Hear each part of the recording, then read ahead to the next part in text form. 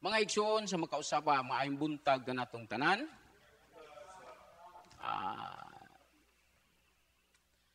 Dako nasad kini nga pribilehiyo tungod kay kita na pod ang gitahasan nga musangyaw sa pulong sa Dios niini nga kabuntagon. Salamat sa Ginoo tungod kay siya man ang nag-andam niini. Ang atong ebanghelyo naghisgot kini bahin sa mga laraw, sa mga tao, aron pagpatay kang Hesus. Mga pare, bagyod, mga parasiyo, nga buot mo patay kang Hesus. Tungod ba sa mga daotang buhat ni Hesus? Tungod ba sa iyang gipanghimo nga makapadaot sa katilingban? Nga mao na nga naglaraw sila pagpatay kaniya? Dili. Tungod kay nasilo sila tungod sa mga maayong buhat nga gibuhat ni Ginoong Hesukristo. Mao kana nga nagsilo sila, nga nangita na lang silang paagi, nga ilang mapatay ang atong Ginoo. Apan mga igsoon, tungod kay ang Dios gamhanan, tungod kay ang Dios nakahibalo sa hunahuna, sa kasing-kasing sa tao, maayo ba o dautan, iyang gilikayan ang tanan. Mao gihapon ang bagyo. Ang kusog kay nga bagyo nga moabot, dili gid na angay nga sungsungo nato. Kinahanglan likayan. Kung mahimo, mangita tagpaagi nga makasalipod kita o makapadaplin kita nga dili kita mahitong pawak ni ana nga bagyo. Mga igsoon, ang atong ebanghelyo nagpakita kini sa Mateo kapitulo 12 bersikulo 18, ang Dios nag-ingon, ani ang akong pinili nga sulugoon, ang akong gihigugma o gikahimutan pag-ayo. Ang pangutana, nasayog ba ang Dios sa pagpili sa tao nga mahimong iyang sumusunod? Wala. Kay nasayod ang Dios sa hunahuna sa tao nga iyang gipili nga mahimo nga iyang mga alagad o kahimutan. Kay nagsaad siya nga ang mag-alagad kaniya dili pasagdan o biyaan. Busa padayon kita nga mga alagad kaniya. Kay ang atong pagpangalagad dili kini makawang kay nasayod ang Dios sa atong mga kasing-kasing. Nahibalo siya kung unsa ang anaa sulod sa atong mga kasing-kasing. Kita karon nga ni adire, nasibalo ang Dios kung unsa ang atong mga panginahanglanon, kung unsa ang mga butang nga atong magustuhan. Apan ang Dios lagi nahibalo tungod kay gamhanan siya. Ang atong mga hunahuna, nabasa na sa Dios. Kung unsa gayud ang motibo diha sa atong mga kasing-kasing, sa atong pagpangalagad, nganong mosayo man gyud ta nini nga kabuntagon. Aron pag dawat sa Eucharistia, pagpamati sa pulong sa Dios, ang pinakausa gyud kining atong panagsandurot isip mga Kristohanon. Kini atong gihimo nga mga workers. Subok kayong palandungon nga ang atong mga kauban wala pa dire. Pero salamat sa Dios, tungod kay naa na sila gapadulong, pero mananggingon nga naningkamot ko pagbuhat sa maayo apan gisunod-sunod sad ko nining walay pulos o walay hinungdan nga dili makapahimuot sa Ginoo. gisunod-sunod ganang ang atong bitong pagbuhat sa matarong naapod ang kaaway. Ag sunod-sunod po siya nga mangita siya pagi nga tukgon niya ang tao nga nagbuhat sa matarong. Mga igsoon, ang Dios gugma. Ang Dios nasayod gid siya kung unsa kita matinud-anon diha sa atong pagpangalagad kaniya. Nasayod siya kung unsa ang atong mga panginahanglanon. Munang sa Dios ragid kita musalig. Sa Dios ragid kita mangayog tabang kung anaa kita sa mga panahon nga anaa sa atong kalisdanan. Kay andam gid siya motabang kanato. Kung kita matinud-anon lamang nga mangayo, mutuo, musalig ngadto kaniya. Sa atong ebanghelyo sa Mateo 12, versikulo 20, nag-ingon nga dili niya balion ang bawog nga bugang o palungon ang nagkaawop nga suga. Pananglitan, ang atong silingan nagkinahanglan og pagkaon. Kung dili nato hatagan sa iyang gikinahanglan, patay ang atong silingan. Dili man magkakaon. Pero kung muduol siya og mangayo, atong hatagan. Mao kini ang gugma sa Dios. Nag-ingon sa diya, patay ang pagtuo kung dili ubanan sa buhat. Kinahanglan yun nga ang ato di ang pag-istorya, ang atong pagpamulong, kinahanglan ubanan nato kini sa atong mga buhat. Ang atong pagkinabuhi nini nga kalibutan, ang Dios, andam gid siya muhatag kanato kung kita mangayo kaniya. Dili nako kalimtan ang bersikulo nga Mateo 21:22. Nga nag-ingon siya, kung mutuo kamo, madawat ninyo ang bisan unsa nga inyong pangayoon, pinaagi lamang sa pagampo. Ang Juan 14:21, nag-ingon, ang mudawat sa akong mga sugo og magtuman niini mao ang nahigugma kanako. Ang akong amahan nahigugma kaniya nga nahigugma kanako. Og ako usab mahigugma kaniya og nagpaila sa akong kaugalingon. Ngadto kaniya. Ang Juan 14:27, ang kalinaw ibilin ko kaninyo. Og ang akong kalinaw nga dili sama sa gikahatag sa kalibutan, ihatag ko kaninyo. Ayaw ka mong kabalaka, o ayaw kahadlok. Mga igsoon, sorry, ang atong ibanghilyo naghisgot siya nga dili gid kita mabalaka. Sa tanan nga moabot, nga mga problema sa atong kinabuhi, makaya gid nato kung kita matinud-anon nga musunod, mutuo, mangayo sa Dios nga atong gialagaran tungod kay Dios siya nga gamhanan. Nasayod siya sa tanan kung unsa ang atong mga panghinanon. Busa dili gid kuno kita mabalaka.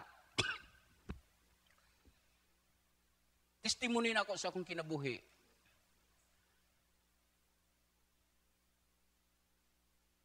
Ang akong anak, gusto siya mo trabaho na sa Manila. Wala may kwarta nga ikapliti niya dito. Unsa iyang gihimo na lang ni anak na lang siya sa iyang agalon dito nga, sir, bago pa ko nag-graduate. Dayon wala pa gid may kwarta. Unsa gitubag sa iyang agalon dito sa Manila, ningon siya nga, o sige. Pila bay pliti na ng eroplano diha paingon sa Manila. Kay bayaran niya. Inana ra gyud ang Dios mga igsoon. Kung kita di ay kung unsa ang atong mga panginahanglanon, adto ta sa Dios mangayo, dili ta sa tao. Kay kung sa tao ta mobalibad man. Ha?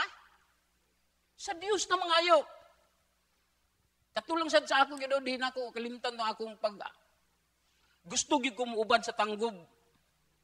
Na security pa ko sa dito sa motorpool. Nakaingon ko nga gusto gyud ko Lord muuban. Duty na ko alas 2 paingon sa alas 10 sa gabi. Pagka alas 8 sa gabi nisaka ko dito sa among gwardiyahanan sa taas. Nagampo ko sa Ginoo, ingko Lord. Gusto gyud ko nga mukuyo Ginoo. Apan wala koy budget. Wala koy kwarta. Nagampo ko ang akong gihimo.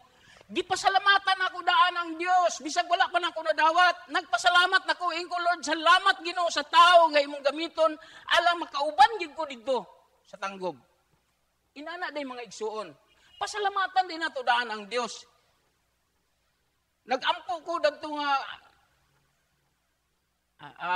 gabi alas 8 sa gabi pagkabuntag giduol gyud ko. Niadto dito kay naghatag kay para budget nako para sa tanggob. Inana gid ang Dios mga igsoon. Ang tao gamiton lamang tungod kay nakita sa Dios nga ang imong kasing-kasing matinud-anon ka. Oh. Hilak oy. Pagdawat ako sa kwartan, saka na mo dito sa taas. Nagpasalamat ko sa Dios. Hilak ko na kayo kung maayo gid kay ang Ginoo kung kita matinud-anon lamang. Inana mga igsoon. Sa una pag yun, napag ko'y testimony sa akong kinabuhi nga, dili full time pa ko diri sa una. Na bago pa mi nagpuyo na ng gahog, wala mi tubig. Unsay akong gihimo? Diri ako full time man ko diri. Ni anak dahin ko nga ningon akong asawa nga kinahanglan gid lagi taog kuan kanang kwarta lagi para makapalingya ta sa akong tubig aron natay tubig sa gahog.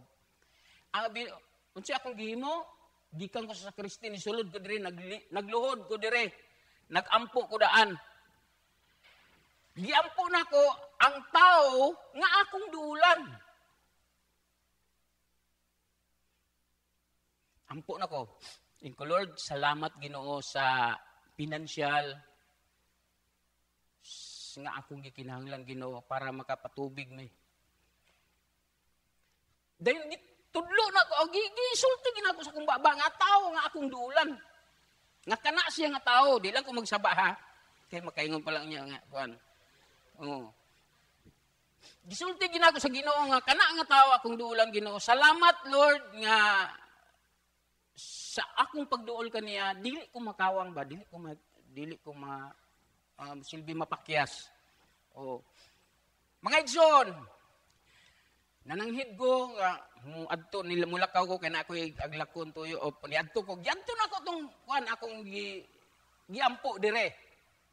Oh, pag abot nangay ko katahuran ana may kuan pag abot dito maulag gini akong tuyo kuan ana na mga igsoon abi nimo wala pa day ko niabot gisulod na susubri ang kwarta daan. Nakaibalo ba siya? Wala. Ang Ginoo ray akong gipanangiran. Gisulod na ang kwarta daan, gisulod sa subre. Gipakapinan pagigug pulo nga. Oh, ayaw pagsaba. Gihatag pagtan-aw nako 2,000 nga kwarta nga. Mao gito nga akong gikinahanglan. Inana mga igsoon ang Dios mo hatag kanimo og grasya kung ikaw matinud-anon gid diha kaniya. Mao kay kanang makaingon ko nga naagig ka Ginoo. Sa tanan mga problema sa niabot sa akong kinabuhi, naagig ka. Andam ka nga mutabang kanako. O mausad na kadasig nako kaninyo. Ayaw gid mo paglunga. Akong mga anak kaluoy tungod kay ang Ginoo nagsalig nako sa akong mga anak. Sila nagmalampuson sila. Nakakalipay kay ko nga nakagraduate ang akong youngest nga anak. Dayon dili lang gyud nga nakagraduate siya. Siyang pag-eskwela, wala ko'y kwarta gyud. Tungod kay magpakay ka pa eskwela ko. Jabordir ako sa DPWH. Then ang gi-eskwelahan sa kong anak engineer. Mga igsoon, tungod sa grasya sa Dios. Nahuman ang akong anak. Pagkahuman pag yun nga, mupaso nami. Mupaso nami kay para lagi siya nga mudawat na siya iyang kuan nga nag-graduate siya. Gipakita dayon ko niya sa cellphone niya nga pa napaw. Gi-absorb na ko sa akong kumpanya nga gi-ujitihan sa Manila pa. Ipatrabaho na dayon ko pag human. Inaha mga igsoon ang Ginoo. Ang kalipay nga akong gibati, ang Diyos ragid may nahimaya. Kay nakaingon ang akong anak katong tuwa sa gawas nga pa, unsa man pa kanang nalipay ka? Nalipay ko anak. Tungod kay ang atong mga problema dili na lang kaayo dako tungod kay nahuman naman ang imong igsuon. Inana. Munang salamat gid sa Dios no. Sa tanan mga panalangin nga atong madawat mo nang encourage nako kaninyo mga igsuon. Puy-an nato ang pagtuo, ang paglaom nga ang Dios nga atong gialagaran. Andam gayud siya mo tabang kanato kung kita matindaduanon lamang diha kaniya. Padayon ko. Diri sa Juan kapitulo 14 bersikulo 21 kapitulo 14 Juan kapitulo 14 bersikulo 27 ang kalinaw ibilin ko kaninyo. Ang akong kalinaw nga dili sama sa ikahatag sa kalibutan, ihatag ko kaninyo. Ayaw ka mong kabalaka o ayaw kahadlok. Munang pasalig sa Dios. Nga dili gid kuno ta mabalaka. Ang tanan natong mga pangandoy sa kinabuhi, ihatag na sa Dios kung kita matinud-anon kaniya og ang Dios andam sa pagtabang sa tao nga nangayo nga angayan pod nga ihatag sa Dios. Kay bisan pag unsao nimong pangayo, kung nakita sa Dios nga makadaot kanimo dili gina ihatag sa Ginoo mga igsoon. Ay, example, mangayo kang sakyanan, di mangari ka pagahimo palit sa ligid. Natagaan kang sakyanan, di na diba, na problema na lang hinuon ka, di na nung ka makasimba. Parehan ako, karon buntag. Nagtuon ko kuno, nagtuon ko sa ikuan na kinahanglan, wala man ko motor, kay gamit ko sa akong anak sa bukid. Baklay. Pag-abot na, nangita kong sakyanan nga, makasakay ko pa yung dire, kaya makasayo-sayo kunuhay ko. Sige ko baklay, sige ko tanaw-tanaw, wagi sakyanan. Pabaklayon ko, baklay yung gamot dire. Hinanara. Kung ang atong pagpangalaga, dili lang dahil kay kanang nay, hayahay. Ilang noagi sadta sa kalisod. Kay aron daw kuno, mabati na to, nga ang gugma sa Dios dili gid makawang kung kita muduol gid na kaniya. Manghinaot ko mga igsoon, nga kining pagdasig nako karong kabuntagon. Nga ato kining mapanaminan. Mga testimony sa kinabuhi nga nadawat nato. Bisan kita. Natay mga testimony sa kinabuhi. Natay mga nahitabo sa atong kinabuhi nga wala nato palandunga, pero nahitabo kini. Tungod kay namay Dios. Andam gid siya mutabang kanato kung matinud-anon lamang kita nga musunod, mutuman sa iyang kabubuton. Kay ang Dios gugma, ang Dios andam gid siya mutabang. Mga igsoon, moro ka na nini nga kabuntagon akong pagdasig kaninyo. May buntag ka na.